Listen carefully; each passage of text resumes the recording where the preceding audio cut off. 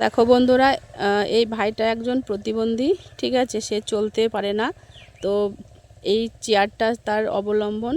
সে রাস্তা দিয়ে যাচ্ছিল, তো আমার সঙ্গে দেখা হলো ভাইটার। তো ভাই, আজকে কি সারাদিনে কিছু ইনকাম হয়েছে? ওই 100 টাকা হয় না, ওই 50-70-80 টাকা আচ্ছা, মতো হয়। প্রত্যেক দিন কেমন হয়? ওই সারাদিন ঘুরলে 100-150 টাকা হয়। 100-150 টাকা হয়ে যায়? তাহলে তুমি থাকো কোথায়?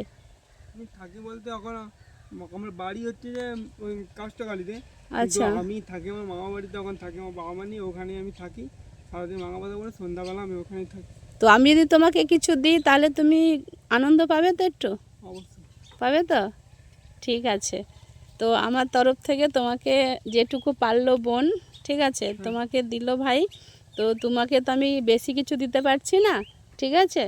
তো তুমি ভালো থেকো, সবসময় এই কামনা করব। আর তোমার সঙ্গে আমি আবার পরে দেখা করব, যেহেতু তুমি আমাকে নাম্বারটা দিয়ে দিয়েছো, ঠিক আছে। আমি নাম্বারটা লোড করে রেখেছি। তো পুজোর আগে তোমার সঙ্গে আবার আমি দেখা করব, ঠিক আছে। তো ভালো থেকো ভাই, আমি এখন যাব, ঠিক আছে। রাস্তা দিয়ে যাচ্ছি, তো গাড়ি চালাচ্ছি। তো তুমি অনেকটাই সুস্থ থাকবে আশা করব। আর যদি কোনো হেল্প লাগে তাহলে তুমি আমার সাথে যোগাযোগ করবে, ঠিক আছে।